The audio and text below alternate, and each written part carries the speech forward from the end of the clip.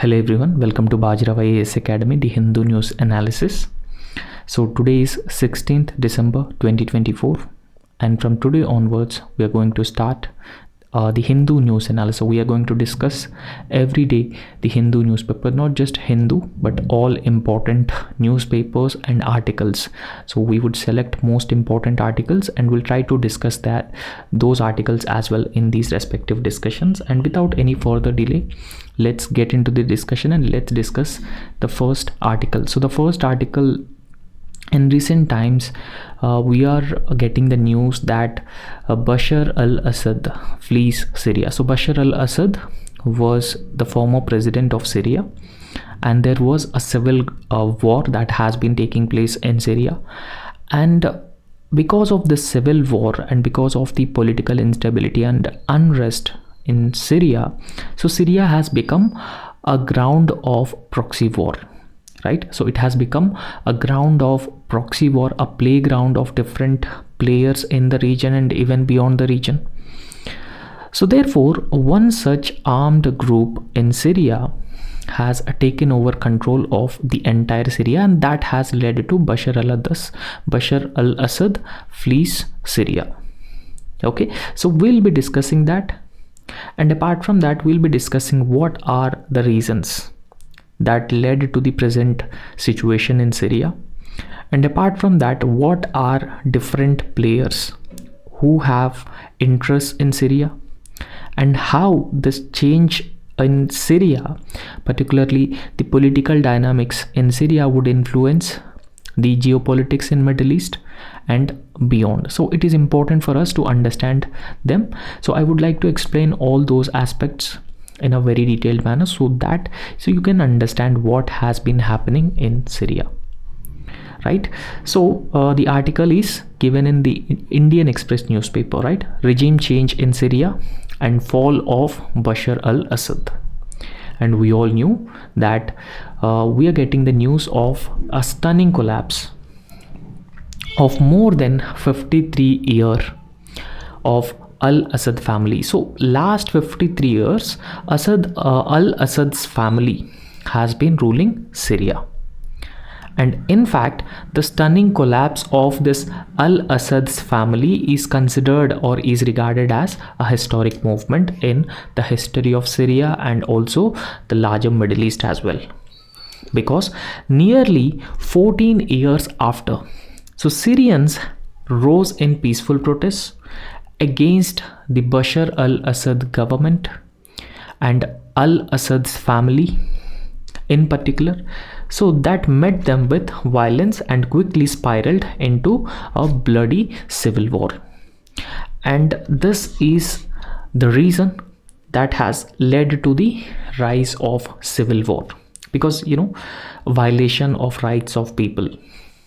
If anyone started protesting against the government, so those are being punished, and there were also a severe human rights violations took place in Syria.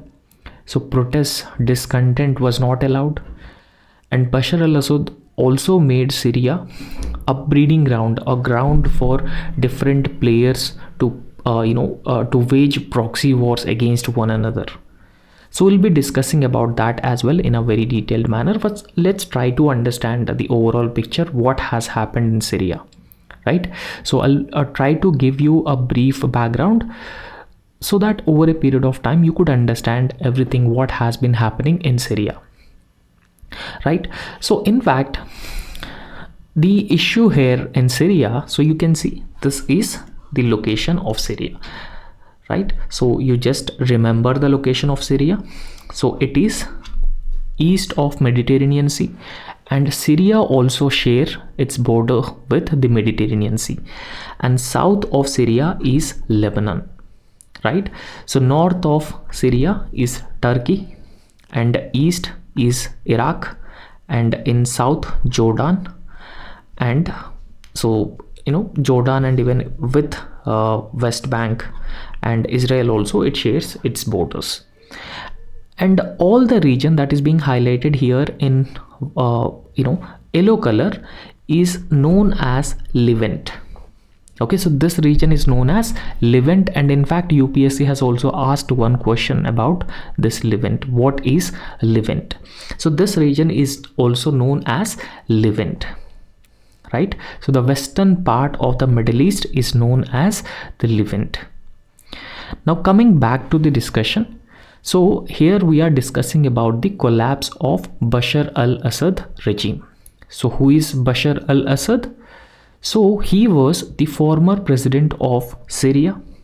So he ruled Syria like a dictator, right? And in fact, the fall of or the collapse of Bashar al-Assad regime, and this Bashar al-Assad belonged to a party called Baath Party. Okay, so this is the party that Bashar al-Assad belonged to. And in fact, this particular political party has been in power in Syria, either one form or in another form, since 1963. So that essentially means that this particular political party that Bashar al-Assad belonged to has been ruling Syria from 1963, either in one form or in another form. That means either directly or indirectly. And in fact, Syria, earlier it was largely seen as a secular society, right? So there are some countries which are theological countries.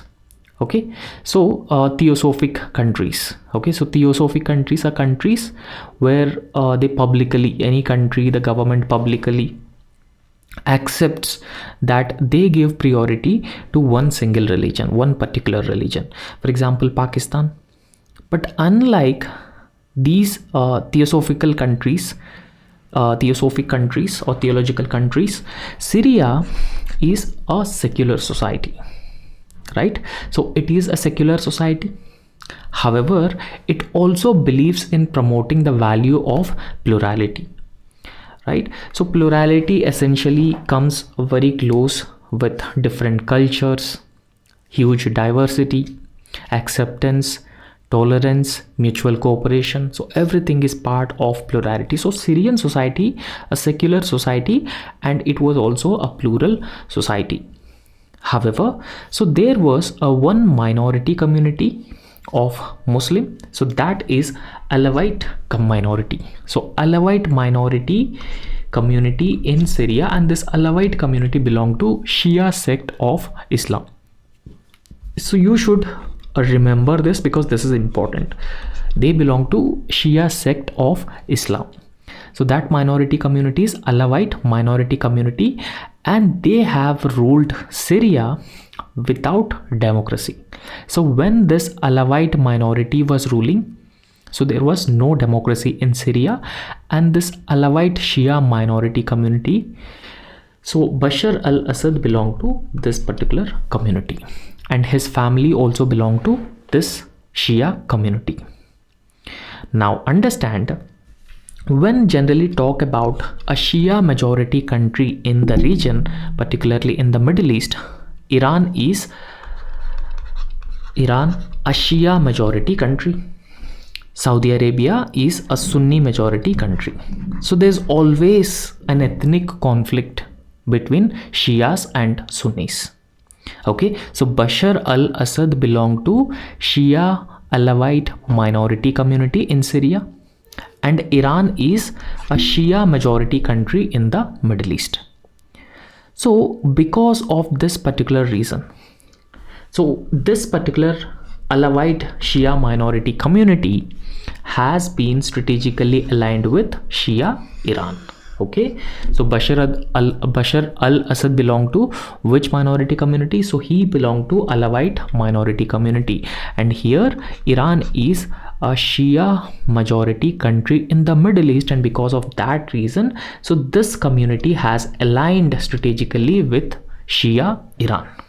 And from Iran, this particular minority community which has been ruling Syria has been getting all the weapons and also funding. So Iran has been providing funding, Iran has been providing weapons to this particular community in Syria which is in power, right? So since it is strategically aligned, it is also very important for Iran to maintain its control in Syria by providing funding and also weapons to the ruling minority.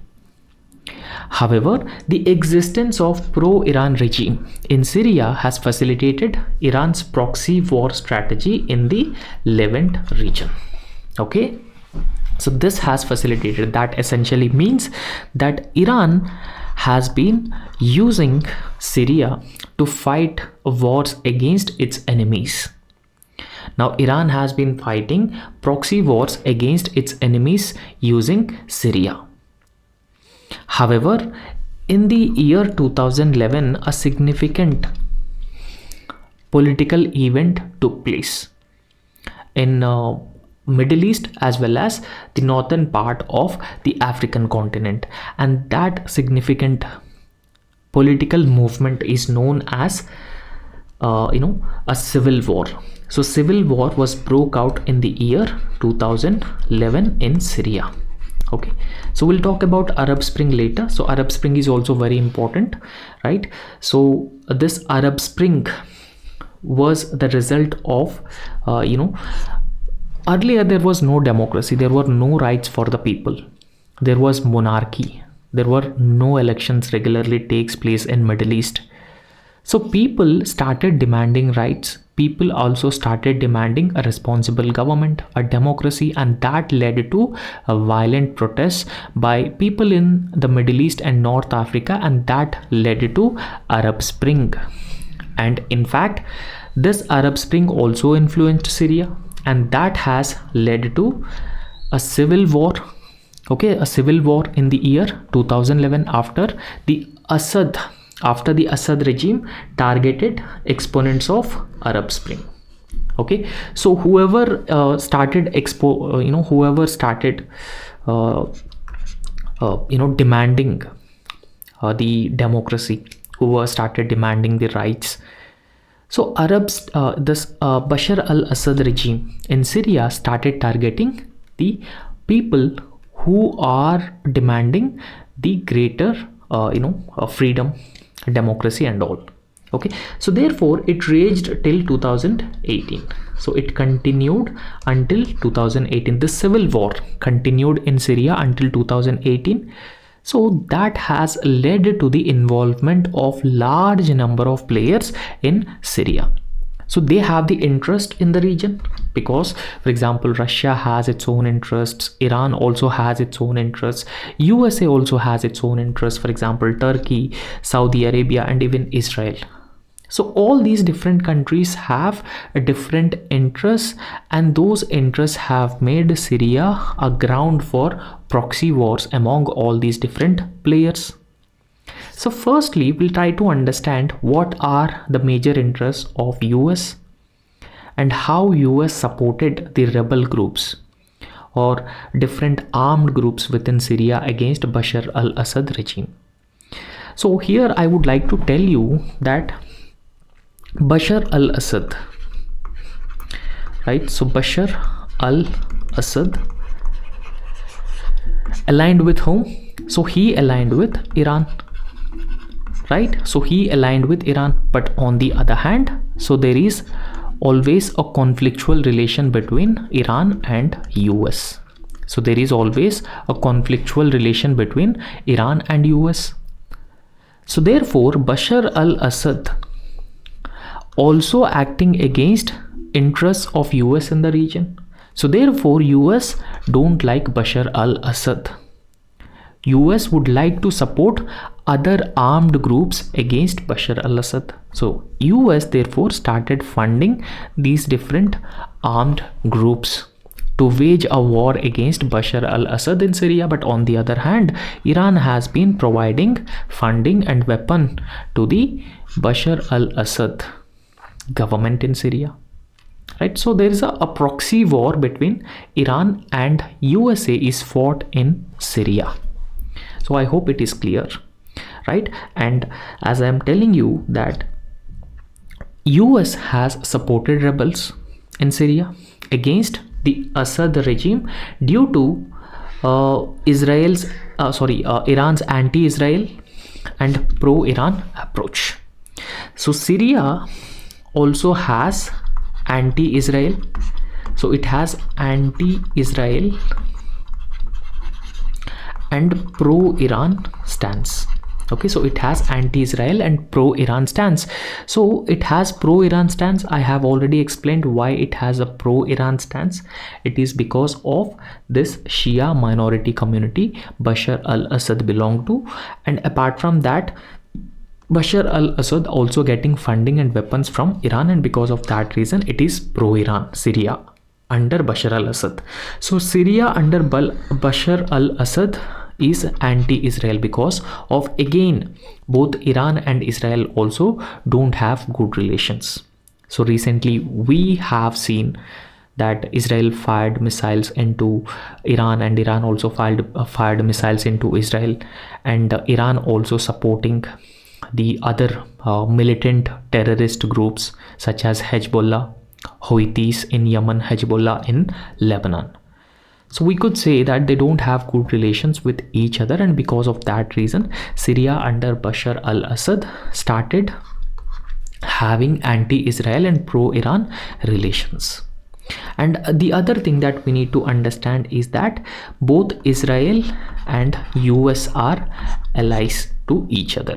So both Israel and US have the same interests in the Middle East. So that is another factor, so which brought Israel and US together. And second factor is Iran. Okay, so you can understand this proxy war in Syria, between different groups and countries. So we'll try to discuss that as well. So first and foremost, we'll understand the interests of different players in Syria. So second is Iran. So Iran's entire strategy, its strategy was to control the Levant. So what is Levant? So we have just discussed, this is the region which is highlighted here in yellow color. So that is known as the Levant. But here Iran wanted to control the entire Levant. Okay, so how Iran wanted to control the Levant? Through proxies. And what are the proxies that Iran has as of now? So Syria under Bashar al-Assad, a proxy to Iran because it is a pro-Iran government. And secondly, Hezbollah, right? You might have heard about this Hezbollah also. So this Hezbollah also pro-Iran, a Shia militant group, pro-Iran Shia militant group. And next, Houthis. So Houthis also pro-Iran. So Syria under Bashar al-Assad, Hezbollah, Shia pro-Iran group, Houthis also pro-Iran group, a Shia group in Yemen. So this is in Yemen, and this is in Lebanon and Yemen. Now understand that, so Iran wanted to control the entire Levant region, so through proxies. So proxies are Syria, Hezbollah and Houthis, right? So however, it is being steered by a revolutionary group called Islamic Revolutionary Guard Corps, right? So Islamic Revolutionary Guard Corps are the official military forces of Iran. Okay, so Islamic Revolutionary Guard Corps are an official military group of Iran, right? So Islamic Revolutionary Guard Corps wanted to control the entire Levant region. So hence its ability to threaten Israel was contingent upon an aligned Syria. So remember, Syria also share its borders with Israel, and Iran has anti-Israel policy or anti-Israel stance. So because of that reason, Iran wanted to further threaten Israel by maintaining its presence in Syria. However, this Hezbollah, so that we have just discussed, so this Hezbollah extended this control into South Lebanon. So in southern part of Lebanon, so there is again a Shia militant group called Hezbollah, and Hezbollah has been pro-Iran, And in fact, Hezbollah is also working on behalf of Iran against Israel. South Lebanon means, so it has been sharing its borders with Israel, and this militant organization regularly creating a lot of problems for the Israel. Right? So this brought Iran close to Israel. This Hezbollah militant group acting as a proxy of Iran has brought Iran very close to Israel. So thereby Iran started threatening Israel as well. So we have discussed about Iran's interests. Third is Russia. So what are the interests of Russia in this region? Right? So in fact, Russia has a deep interest in a foothold in the Middle East. Okay, so it has a deeper interest in the Middle East. Now, Middle East is always important because of the security reasons and because of its geopolitical, geoeconomic, energy, particularly the other area. And the Middle East is always a volatile region. Middle East has been connecting the continents of Europe, Africa and Asia. It is a bridge. Okay, so it is also said that Middle East has been suffering with the curse of centrality. Right? So therefore, Russia also have a deeper geopolitical, geoeconomic and geostrategic interests in the Middle East. Particularly, Russia has a naval base in the Mediterranean Sea. Okay, so that strategic port city of Russia is Latakia on the Mediterranean. Okay, so Latakia port city on Mediterranean Sea, and in fact it is the only warm water base with Russian Navy outside the Black Sea. So this Latakia port city is the only warm water base for the Russian Navy outside the Black Sea, and that's why this region is also very, very important for Russia as well. So therefore Russia also comes in. Russia also started protecting its interests. However, Bashar al-Assad also aligned himself with Russia's interests. So he also started acting as a proxy of Russia. So therefore here Bashar al-Assad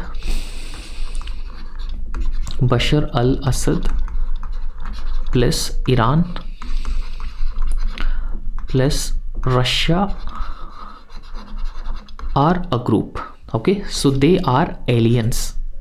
They are aliens against US, Israel, and Saudi Arabia and all other Western countries. So there are two groups. There are clearly two groups with different interests that they have. Right? So however, another significant aspect here that we must remember, that in the year 2014, Islamic State of Iraq and Syria started controlling territory in both Iraq and Syria. So it has started creating large scale instability in both Iraq and Syria. And in fact, it was considered as a global terrorist organization with a huge control over the territory. It started advocating for the Islamic Caliphate. So this Islamic State of Iraq and Syria started complicating matters because it fought against every other element, right? So it fought against Iran's proxy groups, it fought against Russian military, and it fought against Russia, it fought against Syria, it fought against US, Israel, everyone. So it started fighting against every other element in Syria. So that is altogether a completely different scenario now. However, even the Gulf nations, which are being led by Turkey and Saudi Arabia, also have their interests in Syria.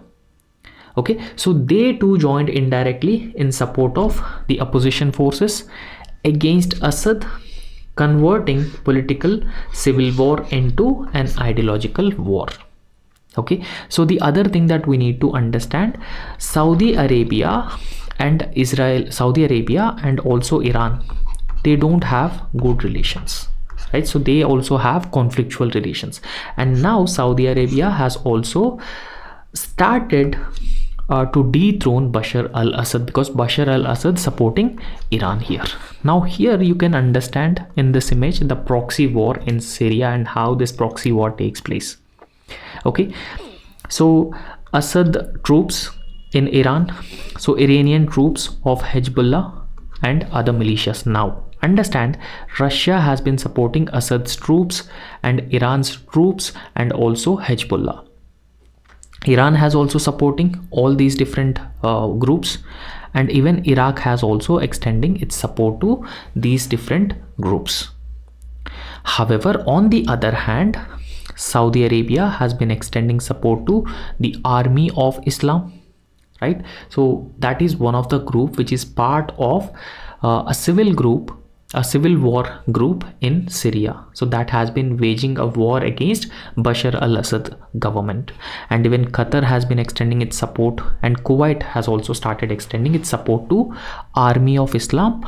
And this Army of Islam, now Turkey extending support to Free Syrian Army, UK, USA, and France, Jordan. So all these countries have been extending their support to Free Syrian Army. So they wanted to free Syria from the control of Bashar al-Assad.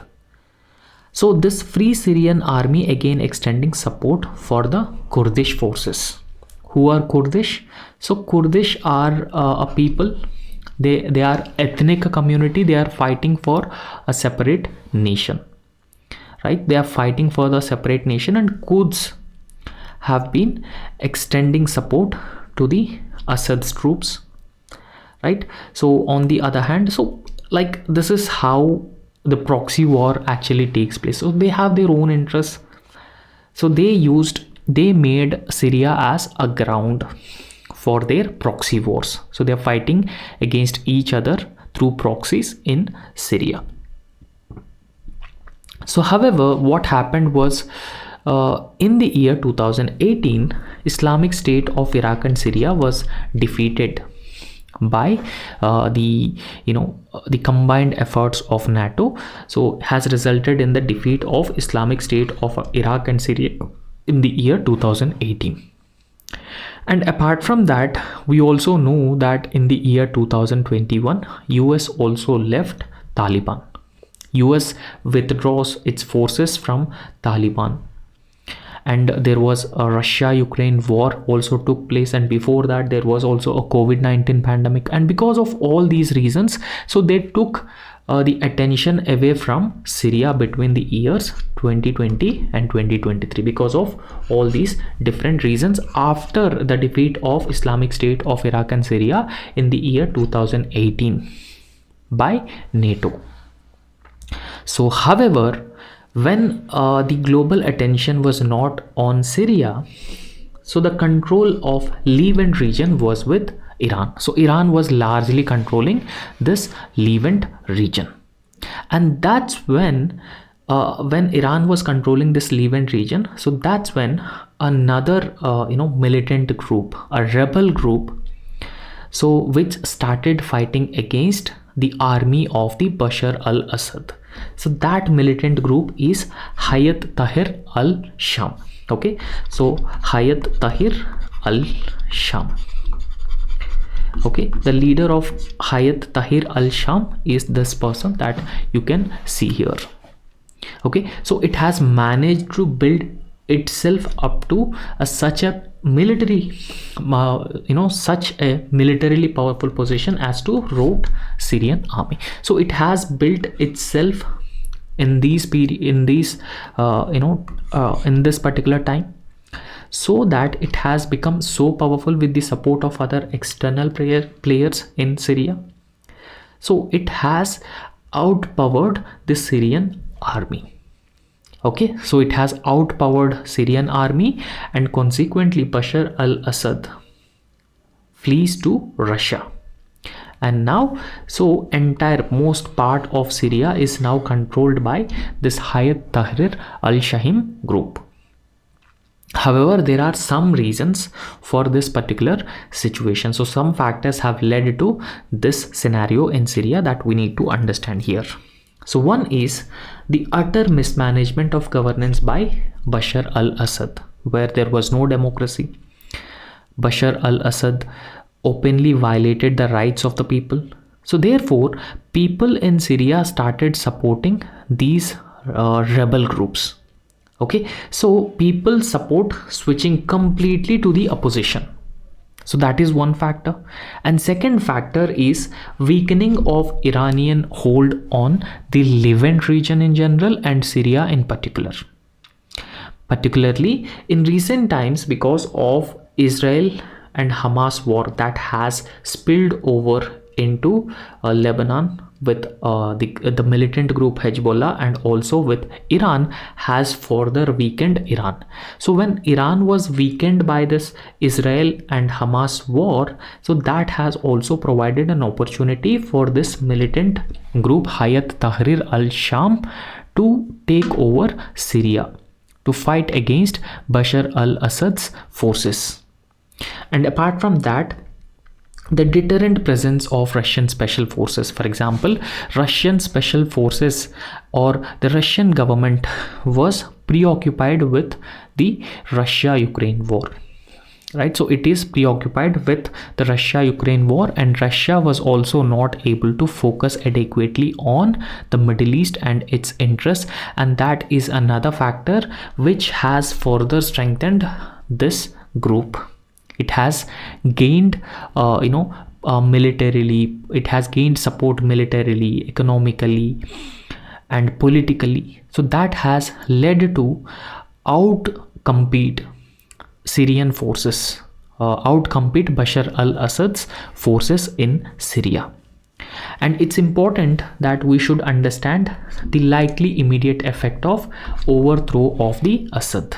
So overthrow of the Assad, and what will be the likely impact within the region and beyond the region. So first and foremost, we need to understand that Bashar al-Assad is a proxy of Iran. So therefore, first, Iran's supply chain to Hezbollah.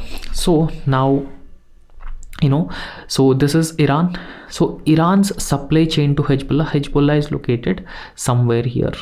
Okay. So Iran's supply chain to Hezbollah. So Iraq already, supporting Iran. And when Syria was under Bashar al-Assad control, so this Levant region was also already under the control of Iran. So therefore, Iran's direct access to Hezbollah was cut off, because now Syria is no longer under Bashar al-Assad, who was proxy of Iran. Iran's supply chain to Hezbollah is now compromised, right? So it is now being cut off.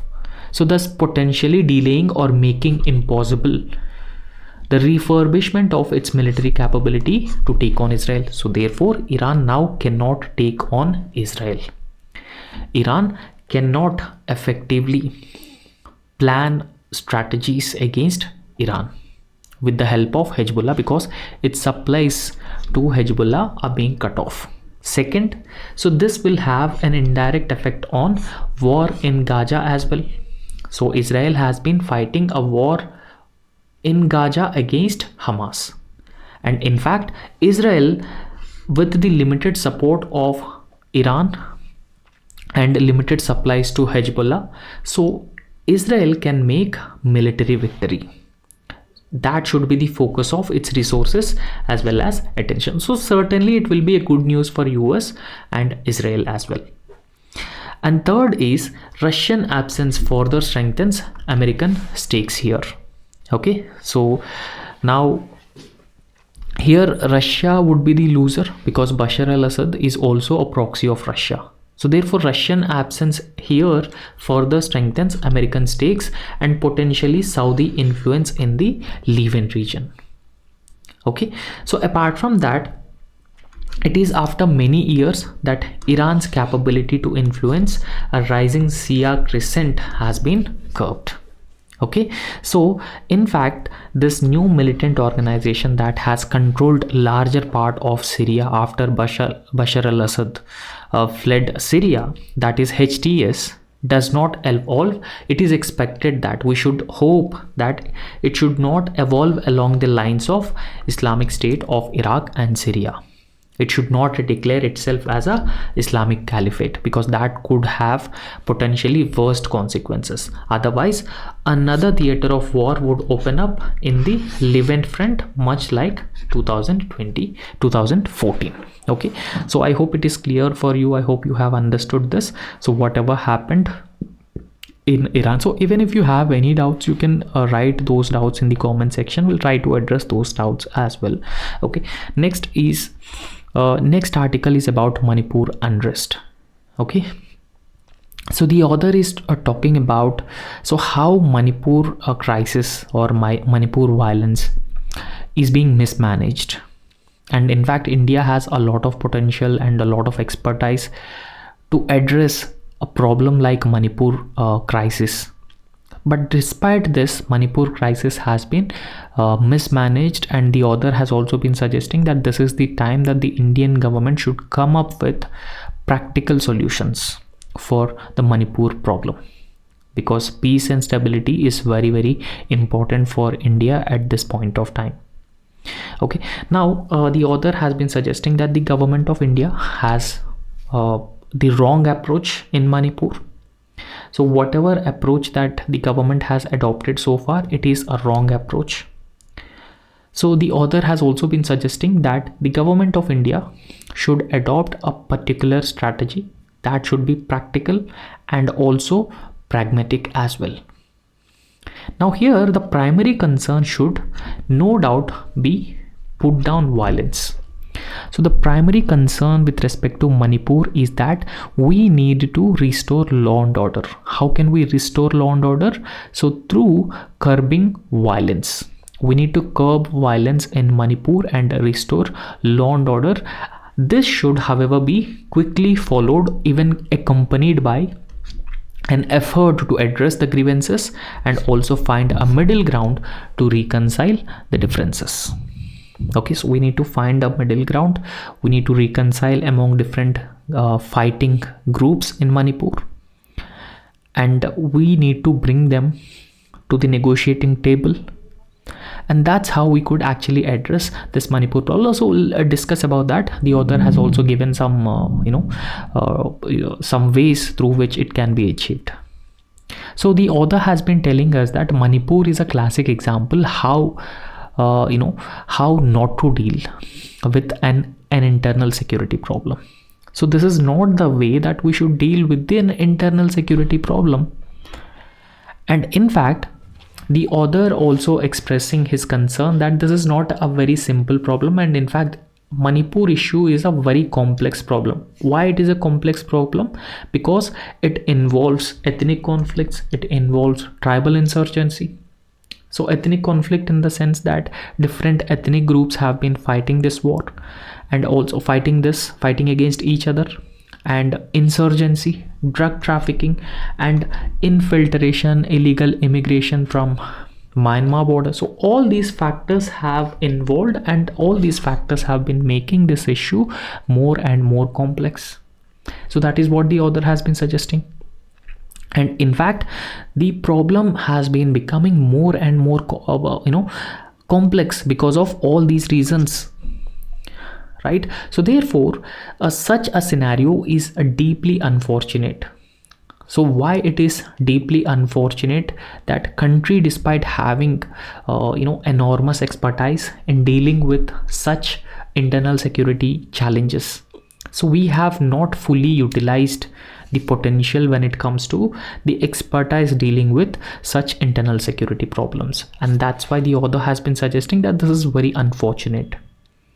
And in fact, so if we look back with pride, that so we have several instances where we dealt with terrorism, insurgency, left-wing extremism in different parts of the country, right? So if we look back our history after independence, we defeated one of the most lethal manifestations of terrorism. So most lethal manifestations of terrorism in Punjab, insurgency in Northeast, was also controlled, and Maoist rebellion is on its last legs. So that also means, so we have almost eliminated left-wing extremism. So that was one of the most serious threat that India has been facing at that point of time. And cross-border terrorism in Jammu and Kashmir was also dealt severely.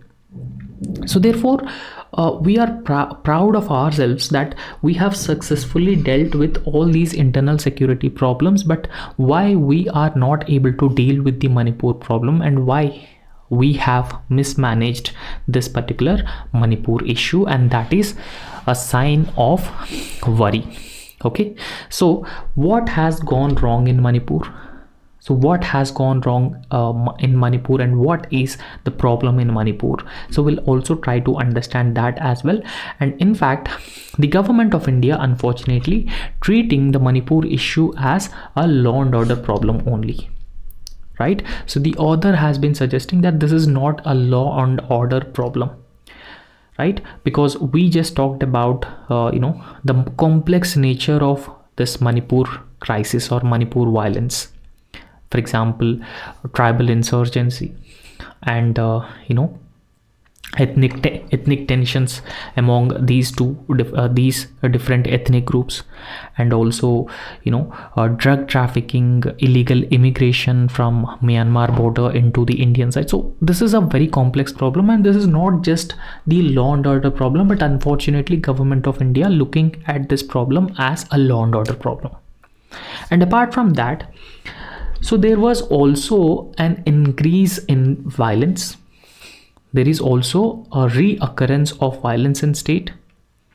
However, the government of India's response to this law and order problem or to this violence was that it sent 90 additional companies of Central Armed Police Force, because we are just looking at this problem as a law and order problem, and that's why so we have deployed 90 additional Central Armed Police personnel and impose the Armed Forces Special Powers Act. So this is one of the draconian legislation. Okay, so in the jurisdiction of 6 police stations in the valley areas, including Jiribam. Right, so this was our response. So we are only deploying the Central Armed Police Force. Now, apart from deployments, are we doing any other, are we taking any other measure, any other step so that could potentially address this problem? Right, so there is a silence here. Whenever someone asks this question, there is a silence here from the government side, and the state has been saturated with the forces. There are a number of forces who are being deployed throughout the state. However, what is the result of this deployment? Violence is not yet controlled, and state continues to face the problem of violence. So therefore, there is a need for innovative measures that are required, innovative interventions that are required. So those interventions should bring different groups together. So there is a need to find a middle ground. That is what the author has been discussing here. So however, Manipur needs a healing touch. So it is very important. Manipur requires a healing touch from the central government. Unfortunately, there is hardly any meaningful political initiative. So there are no political initiatives aimed at addressing the problem in Manipur. So because of that reason, author has been suggesting that there is a need for a healing touch. There is a need for confidence building measures in the state of Manipur. Otherwise, it would further plunge into the violence. Right? The state is now sinking into abyss. So therefore, there is an immediate need to address this problem. So we all knew that on May 3rd, 2023, ethnic violence erupted in the state of Manipur between an ethnic group which is in majority Meiteis.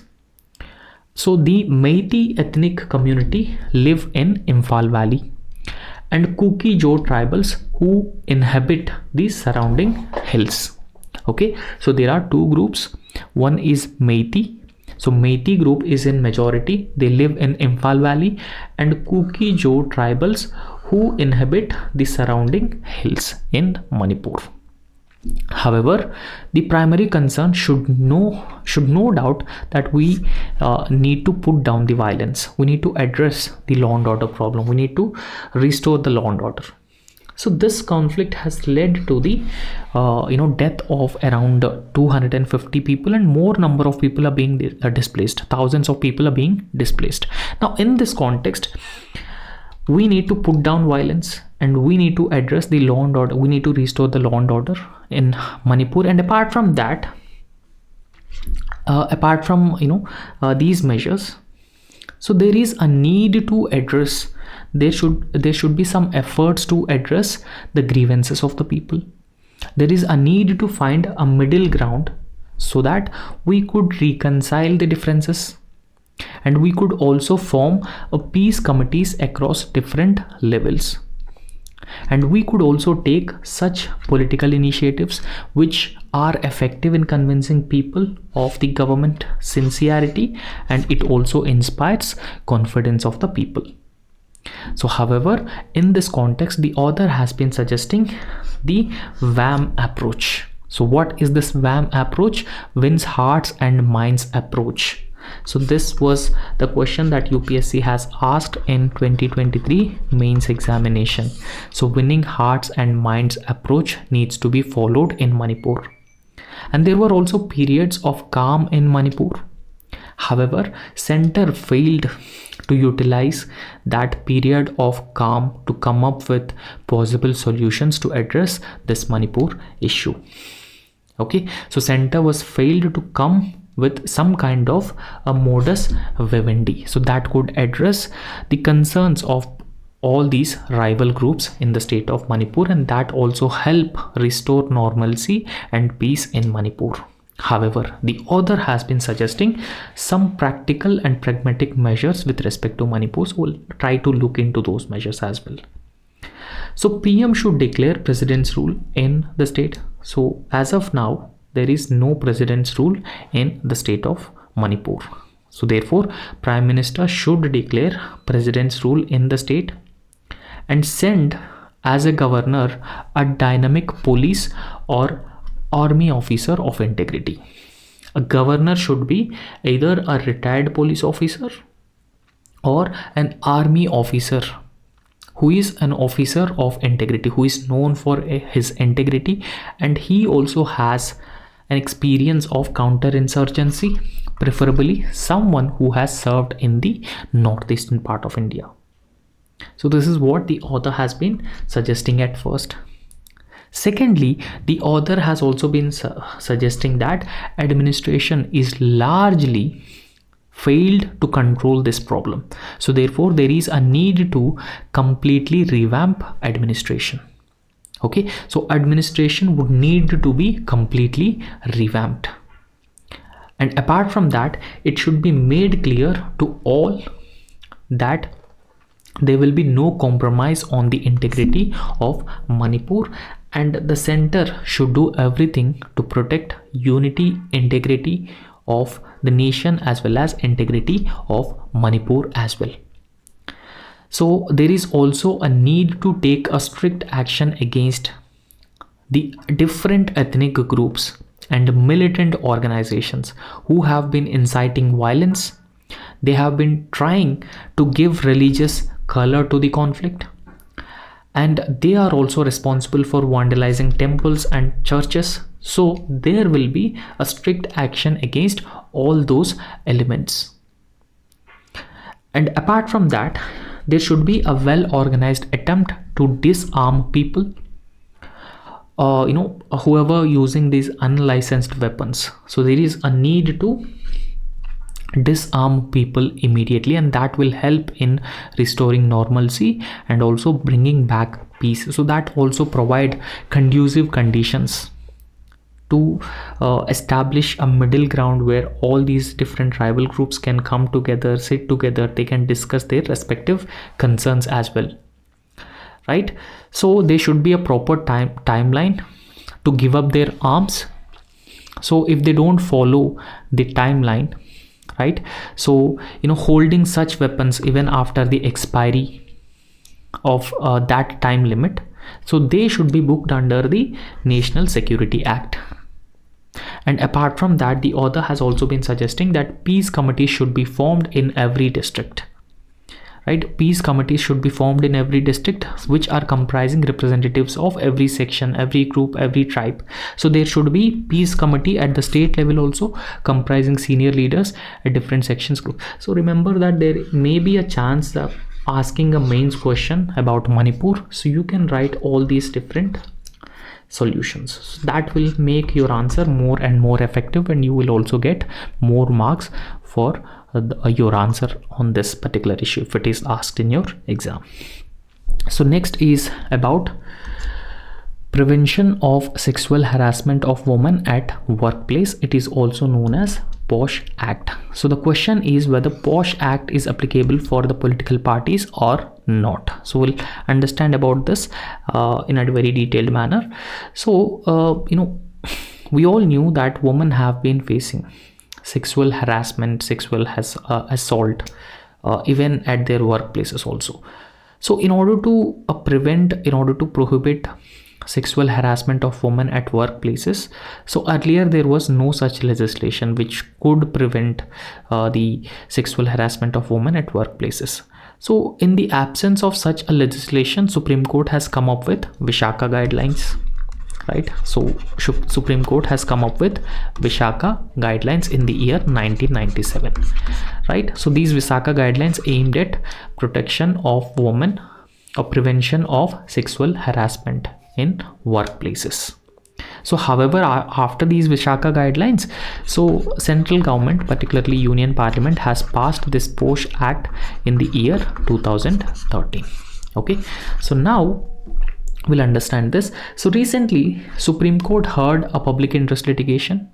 So this public interest litigation has been advocating for the application of the Sexual Harassment of Women at Workplace Prevention, Prohibition, Redressal Act 2013, and in fact it is also commonly known as POSH Act of 2013, right? So it should be applicable to the political parties as well, because it will be applicable for both private as well as public entities. But so there will be no traditional employee-employer relationship in political parties, and that arises some structural challenges when it comes to implementation of this POSH Act to the political parties. Okay, so petitioner also highlighted the inconsistencies in the presence of internal complaints committee. Now POSH Act also mandates that every firm, public or private firm, should constitute internal complaints committees. So these internal complaints committees should look after the security, safety of women in those respective firms. Women should also complain of any such sexual harassment incidents to the internal complaints committee. However, the court directed the petitioner to approach the Election Commission of India. In fact, court felt that Election Commission of India is an appropriate authority to encourage political parties to establish mechanisms to comply with the POSH Act of 2013, right? So it has directed the petitioners to the Election Commission of India. So you need to approach Election Commission of India, because Election Commission of India can encourage political parties to establish mechanisms to comply with POSH Act. Okay, so here there are some details with respect to the Prevention of Sexual Harassment of Women at Workplace Act.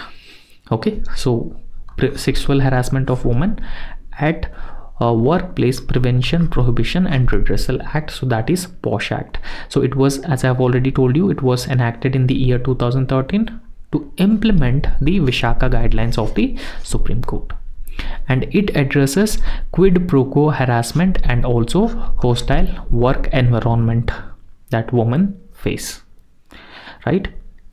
And in fact, the act defines sexual harassment to include unwanted behaviors like physical contact, sexual advances, demand or request for sexual favors, making sexually colored remarks, and also showing pornography. So the act defines all these sexual harassment types. However, when we talk about the applicability, as I have already told you, it covers both public and private sectors, including non-traditional workplaces as well. And in fact, a woman must file a written complaint to the internal complaints committee within 3 to 6 months of a sexual harassment incident took place. And as I've already told you, that POSH Act also mandates the internal complaints committee. Every employer must constitute an internal complaints committee at each office or a branch with 10 or more employees. So for example, there's a firm that has 10 or more employees, so that must constitute this internal complaints committee. And this internal complaints committee must led by women, and that include at least 2 female employees and a third party as well. And the internal complaints committee have powers similar to a civil court, and inquiry process complies with the principles of natural justice. And apart from that, employers should also hold regular workshops, awareness programs to educate employees about the POSH Act of 2013. So these are some provisions and some details with respect to POSH Act 2013. Now coming to the topic, that applicability of POSH Act to political parties and existing legal challenges. So section 3 subclause 1 of the POSH Act 2013 ensures that protection against sexual harassment for women at workplaces. So this particular section talking about protection of women from sexual harassment at workplaces. And in fact, the act also broadly defines workplace to include both public and private organizations, hospitals, sports venues, homes, locations visited during the employment. So all these places are being broadly defined, okay, where women would face sexual harassment.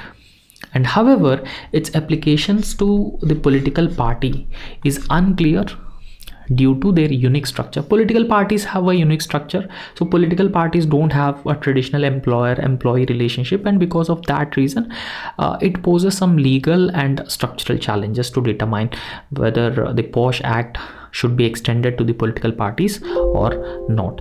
Now in this context, there was a judgment, so issue was raised in Kerala High Court before. So Kerala High Court addressed this in Center for Constitutional Rights Research and Advocacy, State of Kerala and others 2022 case. So in this case, Kerala High Court held that political parties lack employer-employee relationship with their respective members, and they do not fit to the definition of workplace under the POSH Act. So as per the Kerala High Court's judgment, there is no need to implement the POSH Act provisions within the political parties, and there is no need to constitute an internal complaints committee. And this judgment has raised legal and structural challenges in ensuring accountability for sexual harassment within these political organizations. So that is the main question, so that this article has been dealing with. And that's all in this lecture, and thank you so much. So if you like our work, please subscribe our YouTube channel and also hit the like button. Thank you.